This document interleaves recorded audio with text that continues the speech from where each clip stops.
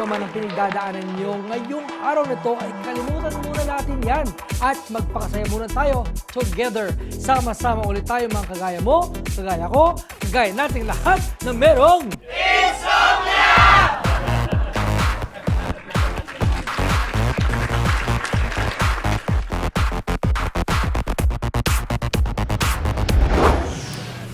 Yun, para sa mga 90s kids, I'm sure naaalala niyo pang teen-oriented show na TGIS. Ano na kaya mga nangyari sa mga artista na gumanap sa mga roles na minahal ng mga 90s kids sa show na to?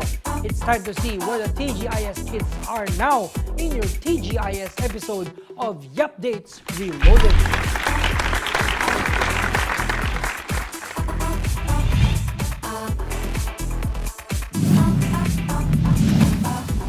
Sweet and lovely ang peg ni Raven Villanueva aka Chris sa TGIS. Siya yung demure and innocent na girl next door na kinalolokohan ng mga boys. Nagkaroon ng unexpected pregnancy si Raven with her then boyfriend and now ex-husband na si Diego Castro na co-star din niya sa show.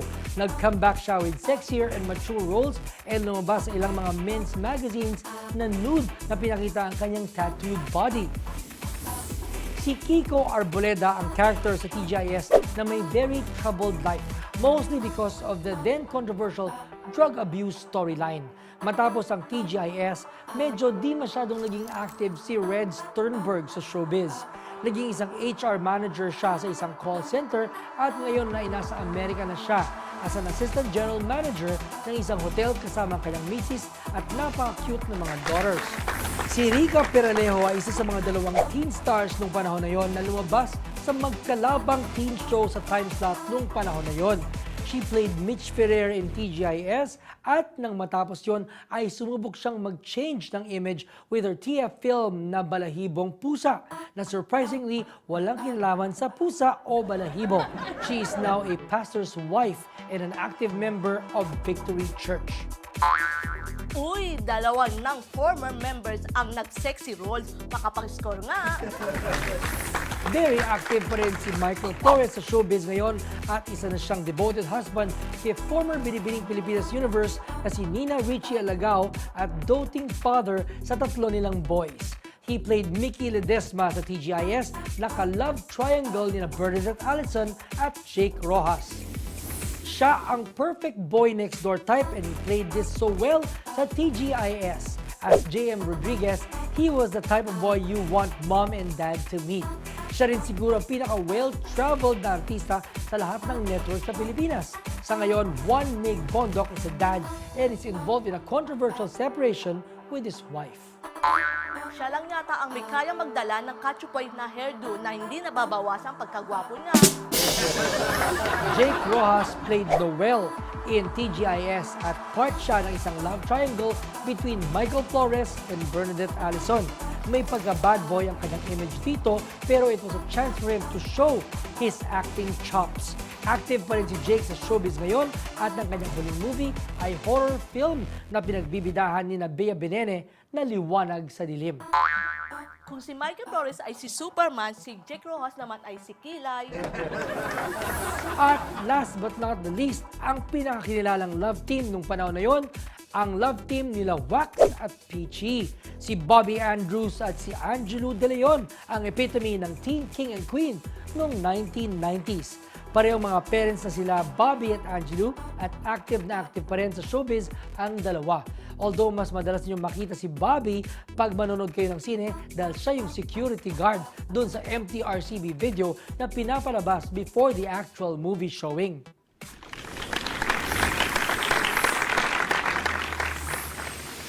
Yep, next, it's the age of digital writing and bloggers have a strong influence now with every aspect of one's lifestyle. As a fashion blogger, Camille Co is one of the most respected influencers on social media and on the internet. Kasama po natin siya tonight para pag-usapang all things fashion. That's when the Tim Yap Show returns. Talk to us online and use the hashtag The Tim Yap Show Season 6 and tag us sa Twitter at Instagram at Official Tim Yap. Ito na, sabay-sabay natin i-type at sabihin, ikaw, na-hashtag ka na ba?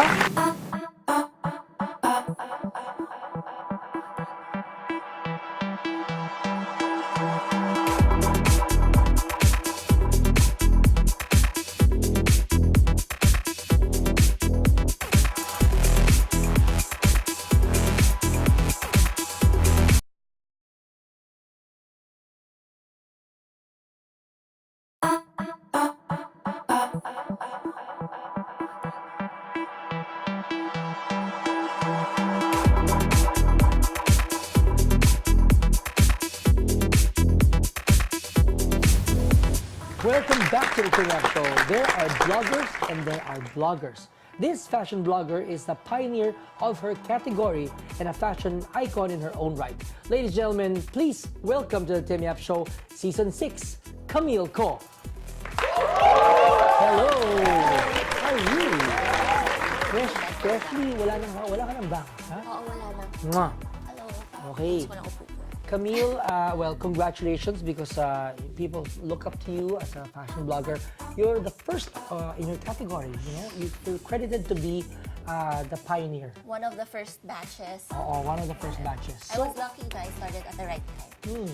So how did you stumble upon fashion blogging when it wasn't even called fashion blogging?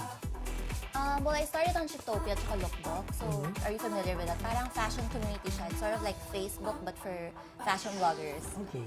So, from there, I was able to get like mga projects from Lookbook and Chitopia, and I was able to meet mga fashion bloggers who really had their own blogs. And So biglang it became a community. yeah, and they encouraged me, sabi nila na parang, why don't you start your own blog? Kasi mukhang interesting naman, you can do it naman, you look like you can do it. At first, I didn't want to do it because I was so scared of like mga bashers, or like, baka mamaya maubusan ako of things to write, or like, Stuff to wear. stuff to wear, yeah, and what if I don't have the time to like maintain it? Ganun. But then I decided na, why not? I'm young and let's What try were you it. doing then before fashion blogging? I was designing for my own line. So I had like, at that time, we were still an RTW line. And then now it's more of like made to order, weddings, proms, debuts. And you still do that? Yeah, on the side, yeah. So how is your life naman as Camille Co, the designer? Well, it's kind of hectic kasi I'm juggling both blogging and designing. Yes. But I'm lucky kasi they're both kind of flexible and they both go like hand in hand. Well, as a designer, it's really interesting kasi I get to meet a lot of clients, talagang first-hand clients. Some of them are Hindi even masakit my sa ulo? readers. Hindi naman. Oo. So far, wala pa akong bridezillas. Okay. So Wow. wala pa naman akong bridezilla. So fun pa siya. And it's really different. Iba yung fulfillment that you get from designing. And from blogging naman, what's the difference? Anong klaseng fulfillment that you get from traveling? And paano yun when you travel and then all of a sudden you see an area, wait, this is a nice photo. Okay, this is where I'll have my outfit of the day and all that. How does inspiration strike you? Well, mostly talaga when I travel. Kasi it's parang everything's new and everything's just so pretty for you kasi nga it's just so new. So it's really when, first of all, I consider the crowd. Dapat hindi masyadong matao kasi you don't want a lot of people behind you. Nakakasira ng picture yun. Oo. Pag maraming tao. Paminsan ang ganda na ng post mo, biglang may kuya doon on the side. Weird. So paano kapag mga historical spots? How do you make Lalo sure na na pag walang touristy. tao? Touristy, oo. Yeah, well, sometimes, if hindi talaga kaya, it's just like, i-insert ko na lang siya sa photo diary. Pag hindi kaya, you like, for sure may spot dyan. Like, magkakaroon ng isang spot dyan na malinis, na walang tao. Or you try to do it at a time na wala masyadong tourists. So kaya nga, di ba? Kasi the pictures that I see that you post, normally, maraming tao doon. Pero nakakaharap ka ng moment na, hindi ako lang. Kasi yung pictures mo, it communicates sa parang ikaw lang at saka yung place na yun ang nasa mundo at that particular time. Yeah, I think one of the tricks also because I know a lot of people on Instagram, whenever they see me post mga travel photos, they always say, uy, peg ko to, next time we go there, let's go there. Oo. So feeling ko, one tip would be, if marami talagang tao and you really want to take a photo from that angle, then you have to wait lang na walang malapit from this side. Like yung parang diretso from this view, dapat wala. Dapat medyo malayo sila. Oo, may cropping na nagaganap. Yeah. Parang gano'n. Okay, so anong happiness na nakuha mo as a blogger? What's my ang dami. Lalo na readers. Because when I first started blogging, I didn't think na it would affect a lot of people, that it would actually inspire people to dress up, to have confidence, ganyan. But you really get letters from readers who tell you na, like, let's say, I'm a mom of 2, ganyan, and then, you know what, I really let go of myself, I've forgotten to take care of myself, but because of your blog, I remembered na okay din pala na mag-ayos ako from time to time, na I deserve it, I deserve to actually, like, look pretty and feel beautiful, ganon. So that's one of the most rewarding things talaga from blogging. And number What do 2 you teach them? Do you teach them how to put on makeup also? Holistic? Sometimes. Ano yung ano mo? But I think it's more of them seeing na parang, hey, this girl is relatable and she's normal. She's not like a model. She's not a celebrity, and you can also like find ways for you to feel beautiful as your favorite celebrity, parang ganon. So it's giving them also the courage to wear whatever they want to wear and to not be afraid to do what they want to do. Feeling ko it's really more of that approach. Kasi maraming takot, maraming readers who have become too busy And takot sila ma-judge, ganon. So now they're much more confident. You've let go of that being fear of being judged, di ba? Sabi mo, una natatakot ka mag-vlog kasi baka ma-judge ka. When, was there ever a time that sobra ka namang na-judge na parang nagulat ka naman? Of course, there will always be a time na merong mga occasional like bashers, ganyan, or haters, or they would judge you and feel like, parang there are some people, kasi I'm sure you've experienced this, na just because they see you in public and they see your public profiles, they feel like they know you na and they have the right to judge you. I think it really comes with age and it comes with the experience na rin. Diba? You've been in this industry for so long, so Grabe naman yung so long. Hindi naman. I mean, you're one of like the experts na in your industry. So it's like it's something na you learn to accept. Yes. And you learn to let go of things na you shouldn't be thinking of. Grabe before, like it would really bother me. Like I would keep thinking about it. And then like What would you be, ano yung palagi mo iniisip? for example, if someone insults you, like very casual lang, na parang isang ganun lang, very random statement lang. You would let it, like parang it would bother you so much. Tingin ba niya Even if- ganun talaga yung style ko? At Ganun ba talaga ako? ulit-ulit. So you get so conscious about it. But then, feeling ko it's also because with age and like, with experience also, parang wala na. You just let it go and you know na it's something na you shouldn't be, that it shouldn't bother you. Yeah, na, choose your choose your battles, Choose your battles. Pili ko siya, no? Bottle. So, and syempre na, you know yourself na. You know Yeah. your own flaws, you know your own strengths. So, you play on that. So what are the steps of a fashion blogger? So of course you blog, you blog, you continue, you find your voice, and you master your space, and you teach other women, other readers, you empower them. Where does a fashion blogger take her power, her influence? Ang lalim. Anong next? Oo, parang gano'n. What's the next step? What's the next step? I think na number one is to always be inspired. Okay. So that's why I always say when someone wants to start a blog, you have to, number one, be passionate about it. About whatever it is that you want to blog about. If it's food or tech or whatever, or fashion, you have to be passionate about it so that you don't run out of inspiration and you don't run out of energy to look for inspiration. So yun talaga ang mapupush sa'yo, to keep continuing what you're doing. Kasi I've been doing this for like close to 4 years now, which is not that long pa considering like if you compare it with other people who are But blogging. every day, na outfit of the day, outfit of the night, outfit of the Yeah. century event, gano'n, di ba? OOTD. Of course, it gets like, parang paminsan you feel like it's routine na. So you always have to wake yourself up na parang, oy, why did you start this in the first place? You always And- have to ask yourself, why did you start this in the first Yeah, place? and- Why did you start in the first place?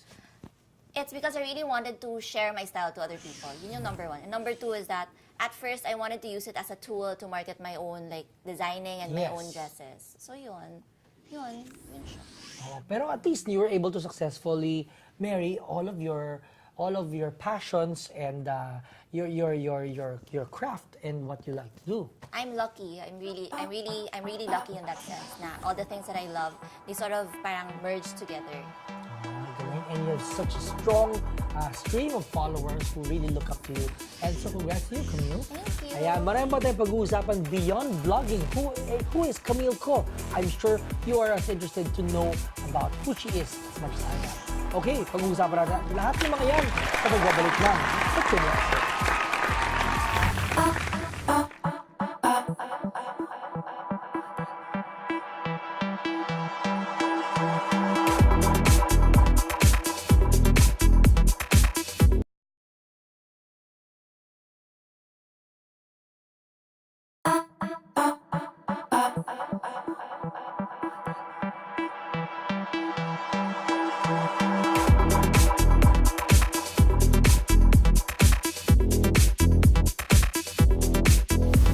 And we are still talking to Camille Co, fashion blogger and designer and fashion icon.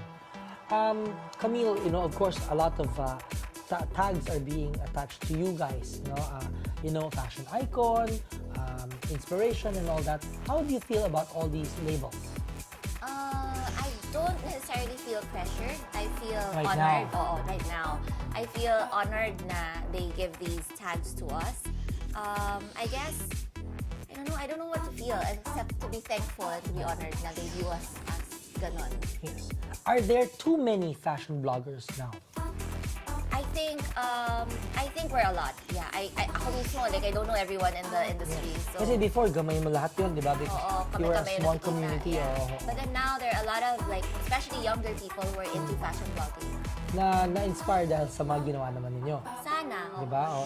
And if there is something that the younger generation or the newer breed of bloggers that are doing that is wrong, what is it? Para you can call it out because you're the authority.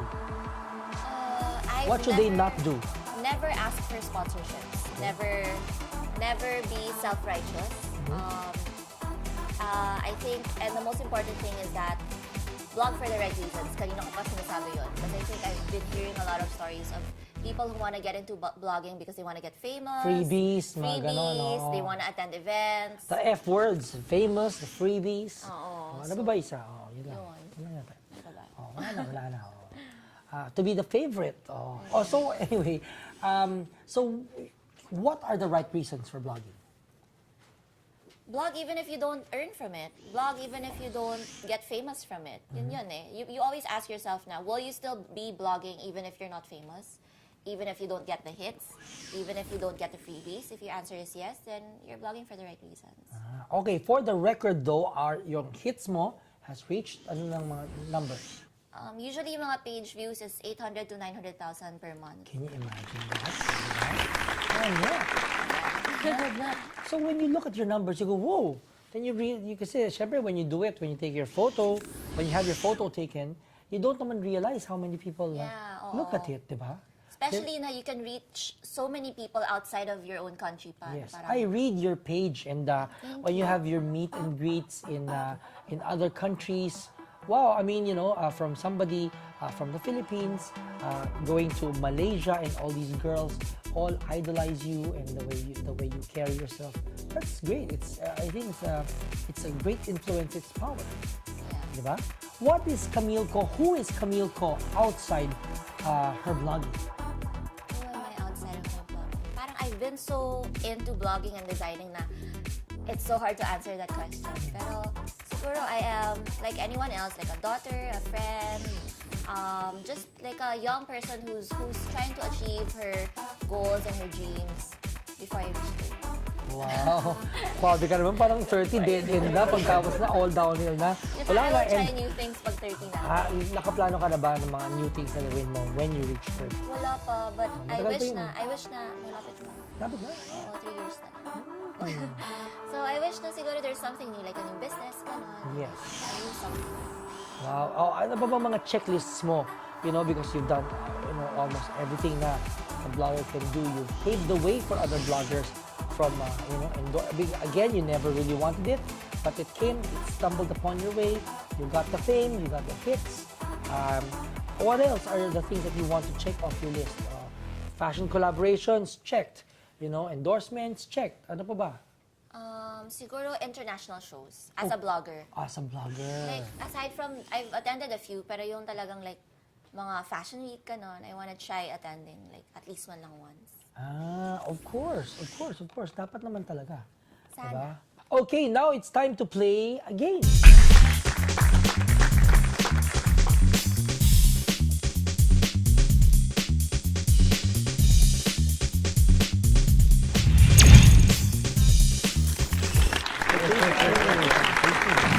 I'll give you the category, you supply us with the answers. Okay.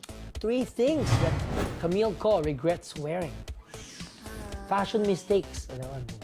Fashion mistakes. Number 1, ill-fitting clothes na pinagpilitan mo because you really wanna wear it. Kasi maganda sa hanger. Oo, pero, or maganda lang talaga, you really like it, pero it doesn't fit you well naman. So yun, number 1. Number 2, ano pa ba? Wala kasi mistake eh. Wala eh. Diba? Totoo naman, diba? Mistake is in the eye of the beholder. Parang kasi I keep thinking na when you're young kasi, there's certain things talaga na, Kailangan mo pagdaanan. oo. Like elephant pants. Oh, okay. Bakit nga pala, some people always call elephant pants a mistake, but Pero it's for so me, comfortable. kaya pa rin siya suotin ngayon. Siguro I feel your role also as a fashion blogger is to call out people na wala naman talagang fashion mistakes. Kasi unang-una, pag pinagdaanan mo yun and if you learn from it, then it doesn't become a mistake, right? Oo, yes. Siguro, isa pa would be over-accessorizing. I think naging uso kasi siya. Oo, dahil kay Tessa. Uso pa rin siya pag Tessa suot. Tessa, tita ka raw. Pag siguro over-accessorizing, not because I think it's really tacky, but it's just that I feel like ngayon, at my age now, it's just something that I wouldn't try na. Tita Camille naman talaga. Tita Camille na. Kasi minsan nakaka-bog down pag masyadong maraming Oo, suot. at saka feeling ko I've grown out of it. Yes. Yun. And then number 3, I'm not saying I'll never wear them again. I'm just saying na right now rin, it's not something na I'm into. Platform heels right now. It's just Why? that I don't have the skill to walk in them. So, Mahirap talaga. mahirap talaga siya for me. And then, now kasi, diba, parang we're all into like sleek heels na, yung thin heels, like mga ganito, walang platform na. Yeah. So yun, I think those are the 3 things na. Not necessarily mistakes, pero some things that I won't try now. Oo. It's not current for you. Now. Okay. 2 fashion icons that you super look up to. 2 fashion icons. Design-wise, Alexander McQueen. And then another one would be, an actress would be Diane Kruger. I think she really dresses herself up super well. And sobrang sophisticated niya, but still so girly and charming. So is that also your personal fashion statement? Sophisticated but girly and charming? I think I want to be called like sophisticated pero adventurous. Like some days I'm girly, some days I'm like androgynous. Ganun. Wow, ganda naman. And you're also such a world traveler. Ano yun? What is this in you, that this wanderlust that you really always constantly want to travel because you want to seek new inspiration? Yeah, and I just feel like you learn things from traveling that you can't ever learn from doing anything else.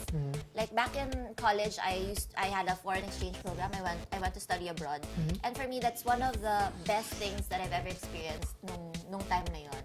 So I think simula nun, I really started to love traveling, and I love you just really see things that you won't normally see, and you'd meet people that you won't normally meet. You get to be open about different cultures, kanyan, different architecture, different designs, different fashion. It opens your mind. Yeah, opens your mind.